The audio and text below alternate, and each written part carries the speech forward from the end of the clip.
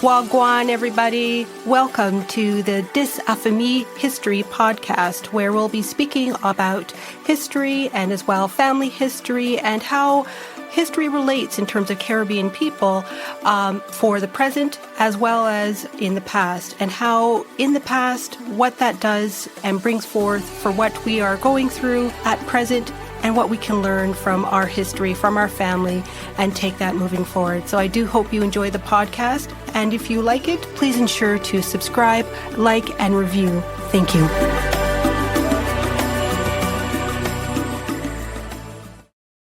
Today's episode takes us into the early Caribbean, not through the lives of governors, military leaders, or plantation or elites, but through the experiences of ordinary people navigating a world shaped by empire, slavery, migration, survival, and identity.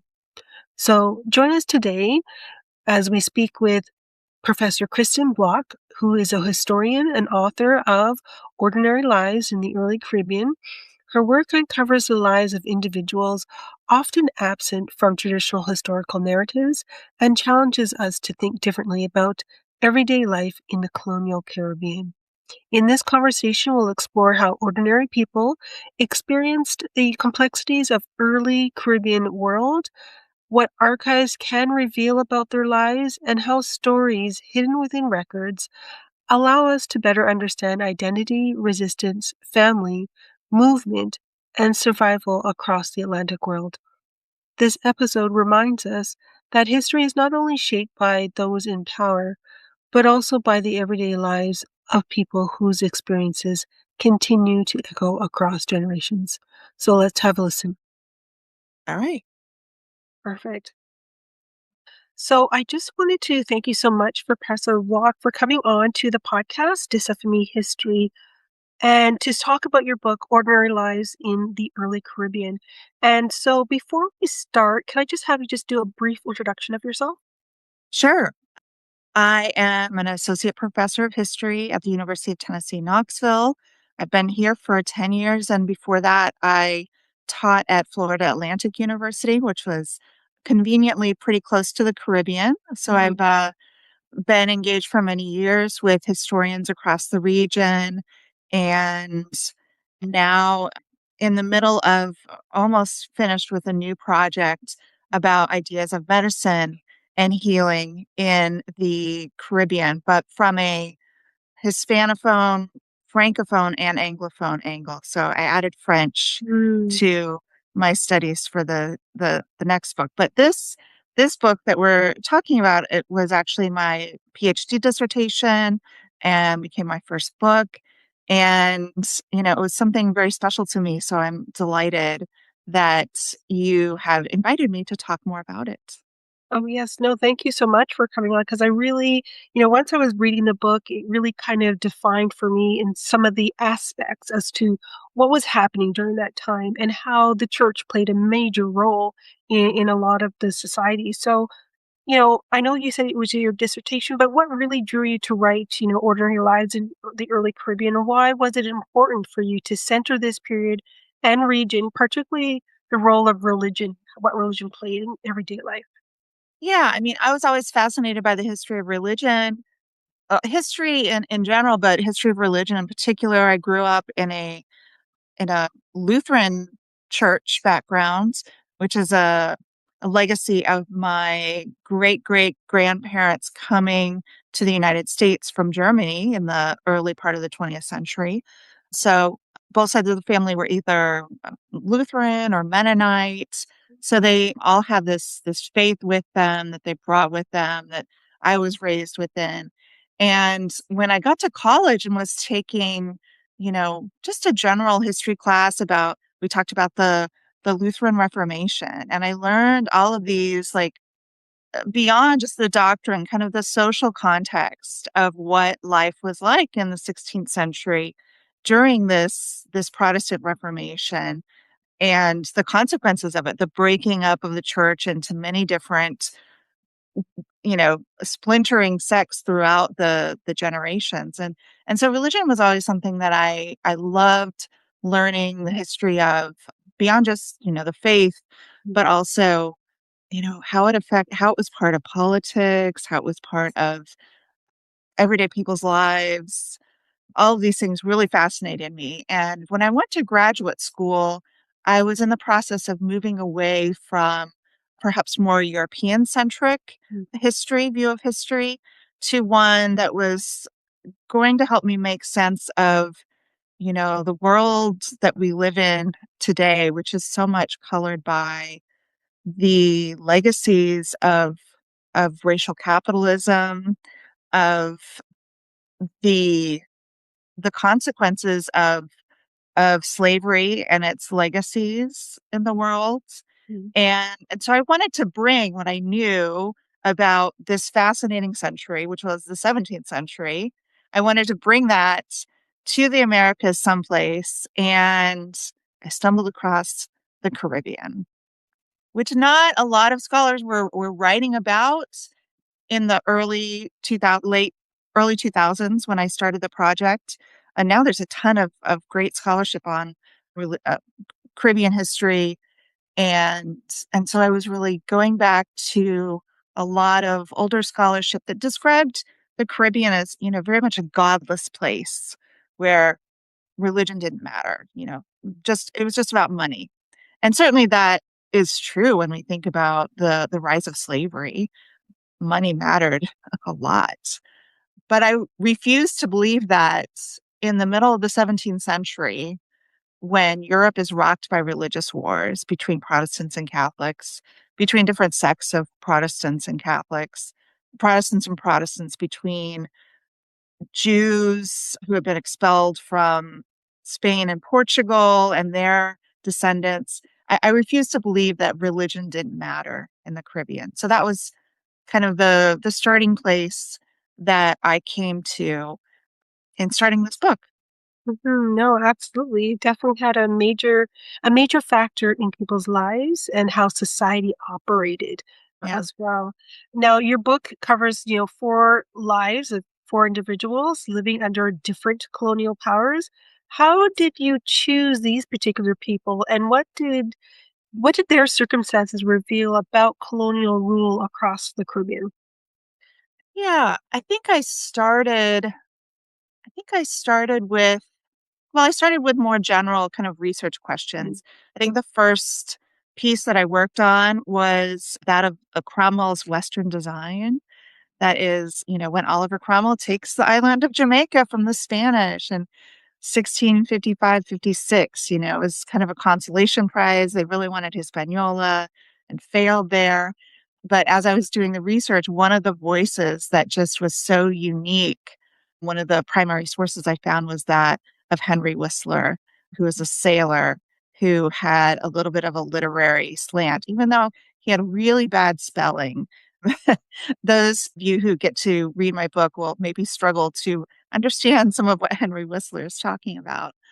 And I think, I mean, I've always had a knack for or an affinity for storytelling and voices.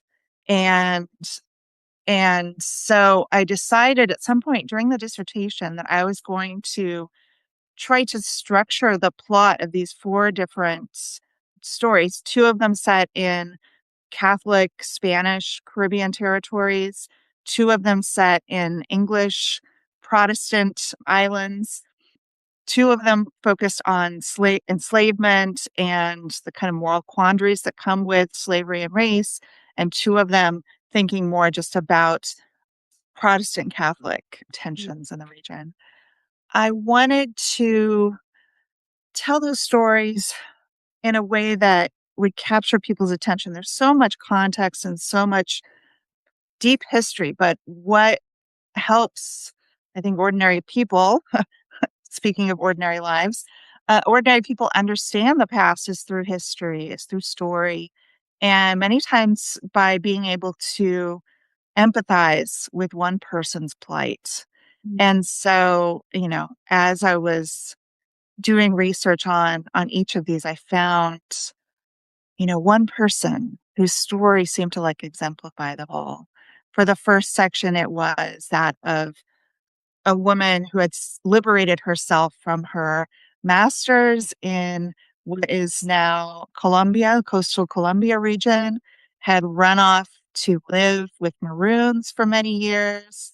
Her name was Isabel, and I remember sitting at the table in the archive in Bogota, being assisted by a wonderful, the head archivist actually sat down with me because I was trying to figure out this really old style of handwriting. And as he was guiding me through it, the story just unfolded and it was heartbreaking. This woman, upon being captured with other maroons, just went directly to the judge that was like trying to find out, who did you belong to, right? What's your story? And she said, if you send me back to her, I will lose my soul because I'll have to commit suicide because she is so unchristian in her treatment towards me. And then found out that there are other women from that same household. So it was Isabel's voice that really brought that that question to the fore. I found for the second section the voice of this Frenchman named Nicholas, who had somehow found his way into becoming like a stooge of the Spanish governor of Jamaica. And he represented all of these men that were kind of floating around the Spanish colonial records. They weren't Spanish. They were from France or England or the Netherlands. And they were, as I was looking into the Inquisition cases from the port city of Cartagena, they were coming before the Inquisition for under threat of or under suspicion of Protestantism. So again, the story around Nicholas mostly came up from the fact that his Inquisition case was an entire case and it was very voluminous. So I got to see not only kind of his struggles on what to do to survive in an Inquisition prison, but also how his story represented so many other people of his time and also differed from them, right? A lot of the cases I found were just brief ones, a lot. And I came to see Nicholas as unique in the fact that he resisted kind of an easy path to acceptance in society by just saying, "Oh, I want to become a Catholic. Let's do that." So yeah, I can talk about the others, but between this very colorful sailor who accompanied Cromwell's men to Jamaica, this very strong Black woman who had kind of defied the odds to live in a maroon society and to make a really compelling case against the immorality, the hypocrisy of slaveholding, and this crazy Frenchman who thought he could pretend to be possessed by the devil in order to get, or maybe that he was crazy to get out of Inquisition prisons. It was, for me, important to tell the big histories through individual stories because those are the ones that hit people really, really at the heart of things. Yeah, definitely. And what would you say, surprised you the most while researching these lives?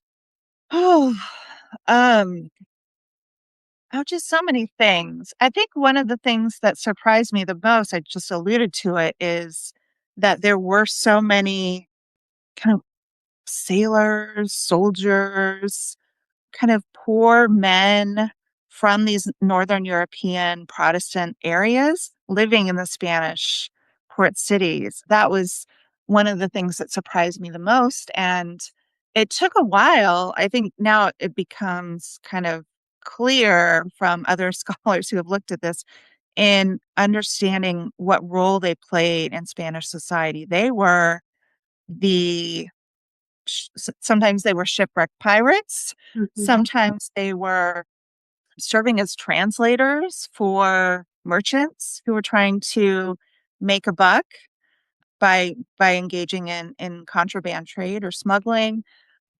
They were soldiers of fortune. They had to go wherever their patron went. And if they got shipwrecked or captured for piracy and ended up living some time among the Spanish, they had to figure out how to survive there. And, it was only in a couple of cases that they were really direct about the fact that many of them chose to at least convey that they wanted to become Catholic as a path to live easier in this new space. One sailor had told the abbot of Jamaica, he said that wherever they went, he asked to get baptized because they gave him clothes for the occasion. Right. So you think about how how poor these men might have been if they were willing to do something to get clothes, just to become, clothed and fed by the society around them. Yeah, and I guess going on that theme is, with these Protestant workers were often considered a lower class and were Mhm. not dominant religious groups. How does this reality surface throughout the book? Um, well, so I would say that there were Protestant workers throughout the Caribbean and in British or in French or English or French controlled territories, they might have been in the majority. It might have been Catholics in the minority. You probably heard a lot about, Irish as indentured servants, Catholic Irish in islands like Barbados and Jamaica being treated very poorly as indentures. I think that really has to do with the kind of politics of society in the 16th century. If you were a poor person, you had to follow whatever faith your patrons espoused, the rich people in your place. And if you didn't, then you were suspect, right? If you didn't, you were suspect. And not only that, it just made it easier. If you were of the Mhm. other different types of classes of Protestant religions, you were kind of seen as the against the grain, so to speak. Mhm. Yeah. I mean, they definitely actually also showed, at least for the Spanish Caribbean, that there were wealthier English Protestants who were coming in and out. There was Mm. a wealthy merchant in Cuba who kind of came and went. There was at least one, I think he was a Dutch merchant who went regularly to Caracas, went regularly to Venezuela to try to get, you know, do deals, whether it was, who knows, whether it was around pearls or other goods that, Europeans really valued in the Caribbean, that he would do trade in those places. Mhm. And, and during this period, religion often determined what was authorized, what was forbidden in society. In what ways did religious authority contradict itself, especially when measures against, everyday practice? Yeah. I mean, I think because church and state were so in inherently linked Mm. in this early modern period. I mean, Henry VIII turned his whole country into Protestants in part because the Pope wouldn't allow his divorce to happen or his annulment to happen. Whole areas of Europe very quickly changed from one religion to another in ways that didn't really align with what ordinary people would have practiced or believed. It was very much about politics in that point.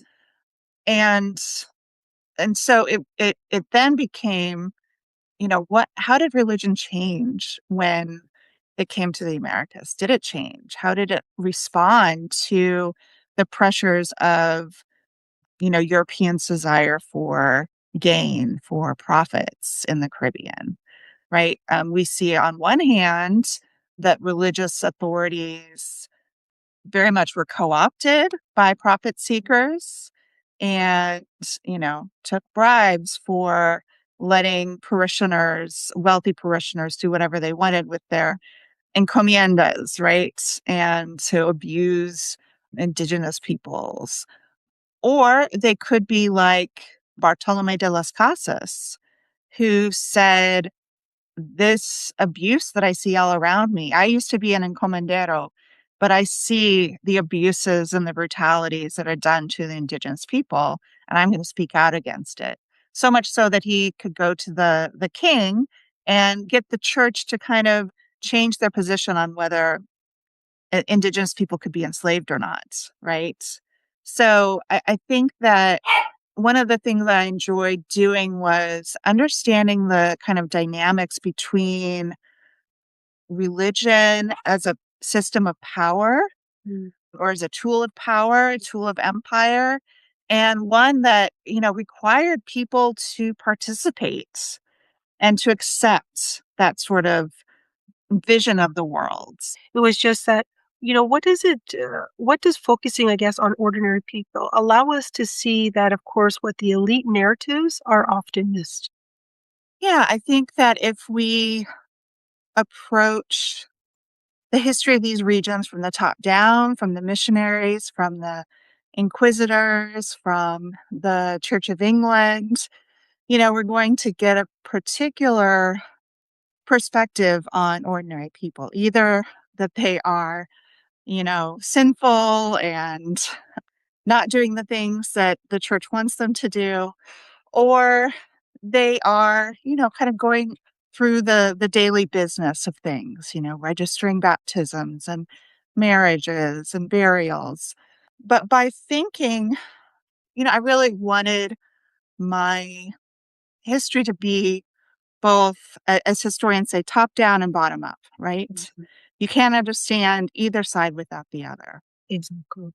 Exactly. So by finding ordinary people who somehow are grappling with the institutional power of the church, you get to rethink what it really meant to be, to call yourself a Christian in these times, right? So I think one of the most poignant stories from that second person, the Frenchman named Nicholas, is that I'm pretty sure that he had been a prisoner in North Africa for some time, or he knew other men like him who had been. He knew what it was like to live in France when there was an official edict of toleration between Protestant and Catholics. And so during his lengthy time in the Inquisition prisons, he was trying to make sense of all of it. And we know what he was what he was thinking because the inquisitors had two of his cellmates rat on him and tell us what he was talking about. So I got two different people's versions of what Nicholas was thinking and talking about. And one of the things he said is that even the Moors, the Mm. European term for North African Muslims, even the Moors didn't force someone to convert if they didn't want to. Are we Moors or heretics?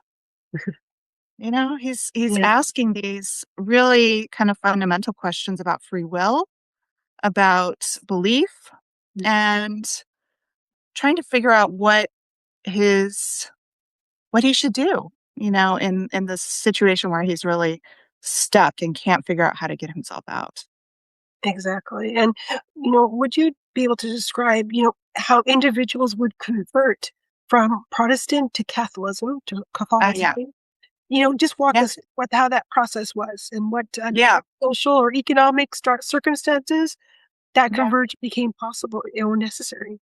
yeah. So, I mean, Nicholas would have been smart Mhm. if he had followed the same path that some of these pirates who were shipwrecked or caught off the coast of Spanish Jamaica, what they had done, which is that they had gone to the abbot who was kind of the supreme church power on the island, and he had said, listen, I was raised a Protestant, but I want to become Catholic. It's touched my heart. This is kind of a formula that all of them say.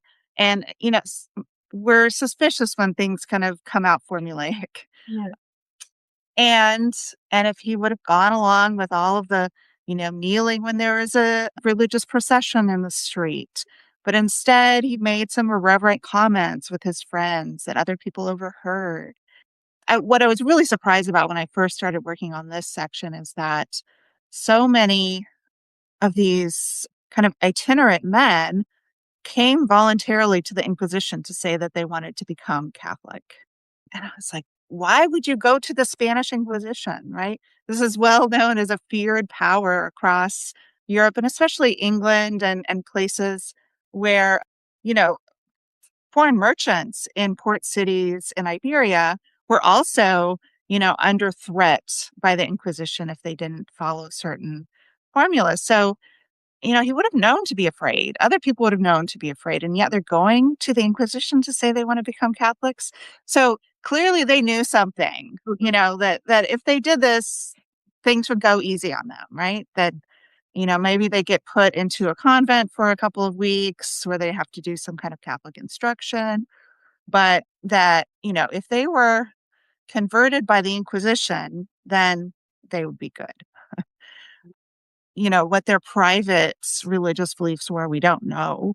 But we do know that at least publicly, by going to whatever high church officials they could and registering this desire to become Christian, that they would gain some sort of social acceptance. Mhm. And I would say it's also the same, although we don't know much about it, among the Quakers in Barbados. That's the one group I haven't talked about so far. And that was the one where it took me the longest to come up with like the one voice Mhm. that was going to take me through it. At first, I started with this Englishman named Lewis Morris, who became a Quaker in Barbados shortly after arriving to the Caribbean as an indentured servant. But and he became a slaveholder, a pretty big slaveholder. But between the dissertation and the book project, I realized that I really wanted to tell not his story, but the story of enslaved people working on his plantation during that moment of conversion. So, and that's where, and it became even more complicated because, of course, Quakerism was not part of the authority in the British Caribbean. It was considered a dangerous sect in some ways, Yeah, um, yeah. and became even more so when the Quakers decided that they were at least going to include enslaved people in their that were part of the households that had Mhm. accepted Quakerism, kind of in the mini form. If you were an enslaved person in a Quaker household, you'd have to be a Quaker too. Kind of a model of the same sorts of religious politics of the day, right? Mhm. Everyone in Mhm. the same household has to be the same faith. Exactly. But we'll stick with the Quakers, Okay. because, from their perspective, the Quakers were, they were deeply contradictory to the established order. And why were the Quakers seen as such a threat to the norm? And what did they represent within that society? Well, they represented two threats. The first was their kind of rejection of the formal authority of the Bible as the only mode to spiritual enlightenment. They all believed in what they called the inner light, kind of an inner light of morality that guides everyone, right? Mhm. And they formed this theology that by sitting in silence with other people who were similarly convinced that that inner light could lead them to insights, to prophecy, to preach on a better way to be Christians in the world. They consider themselves Christians, but because this was so strange, so counter to many Protestant core tenets, that the main authority is in the Bible, that they became dangerous. They also became dangerous because they let women preach. Mhm. And, this was a direct affront to the political and gender order of the early modern world as well. right? So if God is no respecter of persons, which is what they had promoted through both letting people of all social stations and women as well preach. In fact, two women were the ones who first converted several people in Barbados to Quakerism. And so I think from the very beginning, they were seen as strange. And as they began to convert individuals who had some power and some wealth in society and continued to espouse these kind of countercultural ideas, that's when they got to be troublesome Mhm. to English authorities. And how would you say that does this help? How does this history help us rethink religion and power? Well, sorry, in the Caribbean today. In the Caribbean today, I think it helps us reflect on power and religion across the world, really. You'd probably be a better expert on how it made you think about religion in the Caribbean today. But I think that, as in many modern societies, religion is separate from the state, supposed to be separate from politics, and yet it is very much tied up into the politics of who belongs, who doesn't belong, what values are going to be at the front of a particular political party. And, I was very much attuned to stories about religion and power throughout the writing of this book. Yeah. And I guess as well, like my next question really ties into this in terms of, how closely tied, of course, to class, respectability, and of course, access to power in the early Caribbean societies that religion was such a forefront. Yeah, I think just because of the fact that, this was a world in which the idea of separation between church and state did not exist. Mm, Of course, religion helped to support the secular powers that be and vice versa. The Spanish crown had a dispensation from the Pope that they could appoint bishops and within their territories and manage some of the logistical aspects of running the church in the Spanish Americas. The access to power came through conforming to the religious identity of people in power. So the fact that many of these Quakers in Barbados did not conform to the Anglican Church, which was how, you know, the vestrymen were sworn in, how the assembly worked, right? That you had to be able to swear on the Bible. That was another thing that Quakers refused to do, which was strange for the time. And so either if they were powerful enough, right, they could make some sort of concessions. But if mm, they were going to be radical, and radical for the time meant admitting that enslaved people were humans as well, and that they deserved to be part of a common religious tradition.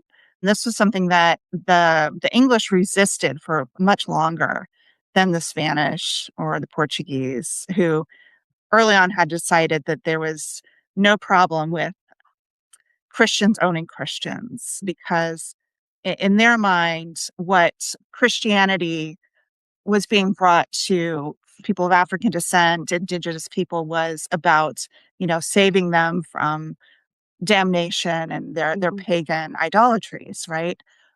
In the English tradition, where there wasn't that kind of deep history of a legal tradition of understanding slavery as separate from kind of a religious identity, the English refused for a while to form any kind of Christianization project to the enslaved because could one enslave another Christian? If if an enslaved person became Christian, could they remain a slave? yeah, These were questions that were part of the early years of English colonization until, of course, those those opportunities were foreclosed on by the realities of a rising sense of race difference and the ways that that determined one's enslavability. Mhm. Yeah, exactly. Between the pursuit of moral society and the reality of slavery. How did these competing ideals exist side by side, and what contradictions does that reveal? Yeah, the first this tension between a moral society and the reality of slavery. I think today, of course, we think there is no, there can be no moral society in which slavery exists as a major force in society, and yet in the early modern period, this was not so. It was not the case that Mhm. religious authorities agreed that slavery was antithetical to moral society. One of the concepts that I looked into quite deeply is the idea of a moral economy. A moral economy is a term, I think, coined by E.P. Thompson, who's a great historian of the English working class in the 60s and 70s. He wrote that a moral economy are systems of exchange based on customary practice or systems that most people agree are fair and equitable. So, by running an economy based on slavery, a- at the time, most people agreed that that was fair and equitable, right? For Christians, because it was bringing the light of Christianity to dark places of the world that hadn't known it before. But of course, people from below are always pushing on the contradictions within that premise, right?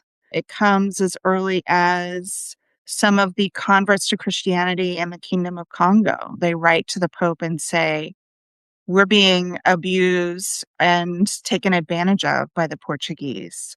Missionaries who say that they believe in this thing are taking people by force, are acting against the principles of this religion that Mhm. you have claimed is so important for us to have.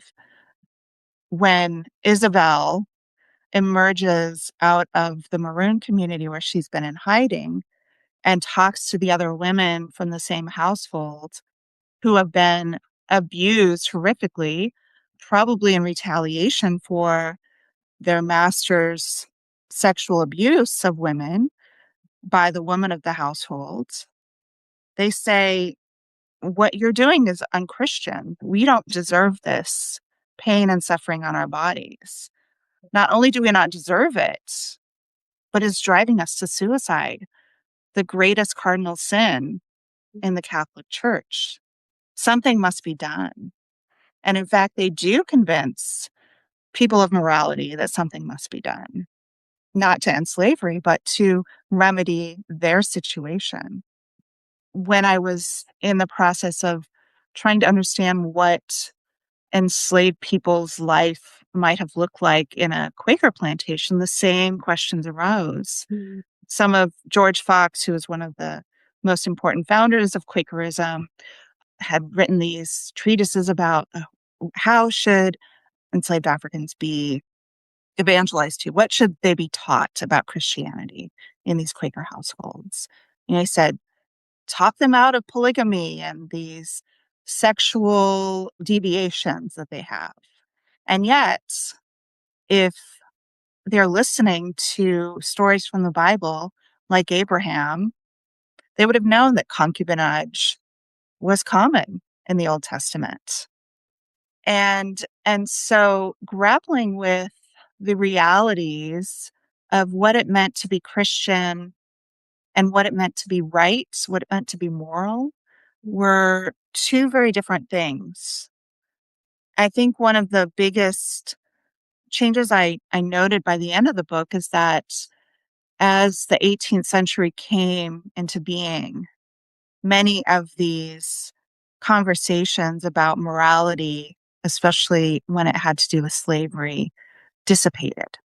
in part because they were right. Religion was losing its power as an explanatory force in many people's lives in the Caribbean, whether that was merchants, whether that was enslaved people. That's not to say that there weren't convinced Christians of all stripes, but that so many ordinary people and so many people in power saw that, their rhetoric just didn't match the reality. What mattered more was profits. What mattered more was the shared interests of whites across religious lines rather than holding to some sense of a pure Catholic or Protestant identity. Those fell away.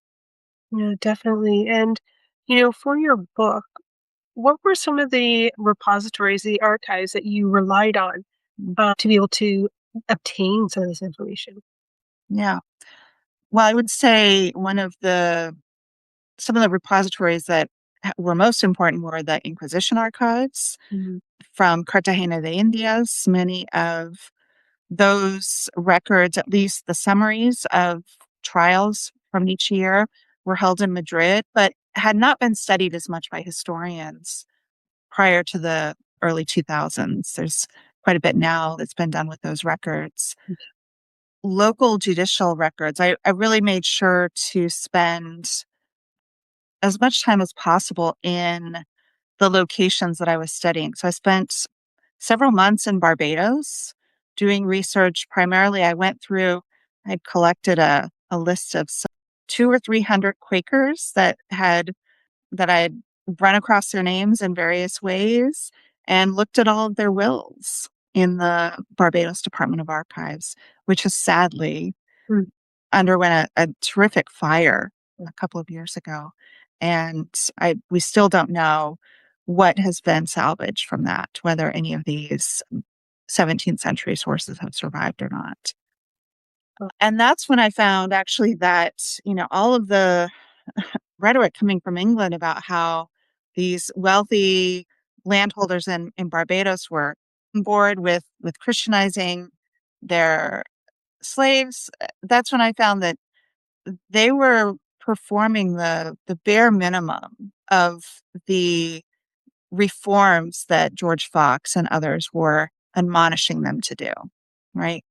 Mhm. I think it was only in about 10% of the wills that I read that there was some sort of manumission contract or manumission stipulation, whereas Fox had encouraged Quakers to follow Old Testament norms that I believe it was Jacob had served for 7 years in order to marry his wife.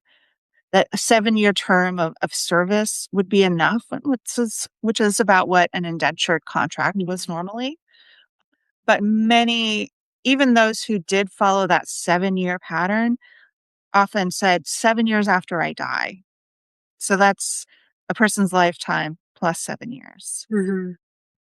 I would say that, having had the time to really dig into those wills dramatically colored what I was able to understand about Quakers in Barbados. Understanding those Inquisition records, you know, really helped informed both what I knew I, s- I discovered was happening between Protestant and Catholic in this wars of religion, but also how enslaved people in the Spanish Caribbean were using blasphemy as a way to protest harsh treatment, punishment. They realized that to blaspheme or to renounce God and the Virgin Mary and their baptism was considered an offense that could bring them before the Inquisition. They preferred that to continuing to live under the tyranny of their masters in many cases. Or they realized that they could use those courts as a venue to protest cruelties done to them. Mhm. The church is often seen as, very much supportive of slaveholding, and they were, but they also knew that in order to maintain the idea of a moral Christianity for enslaved people and others, that they had to be seen to be doing justice Mm. in cases of cruelty. Yeah. So really being able to spend some time in those kinds of records really brought new insights. Mm. Yeah, always a trip to the archives definitely Yeah. brings a lot. And as we come to a close, Professor Block, what would you like readers to take away from ordinary lives in the early Caribbean about religion, power, and the lives that are often overlooked in traditional histories? Yeah. This is something I really grappled with at the end of writing the book. What is it Mm. that I want people to take away from this book? And it's something a little bit bigger than just, what the history tells us. I wanted to overcome some of my own cynicism Mm.